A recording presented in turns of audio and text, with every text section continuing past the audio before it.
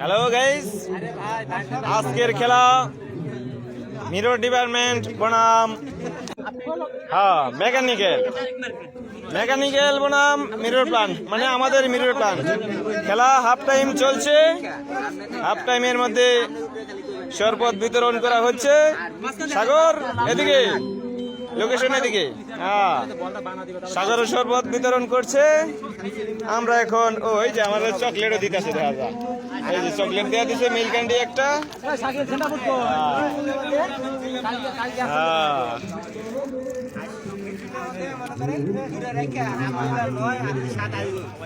হ্যাঁ, ওই যে এদিকে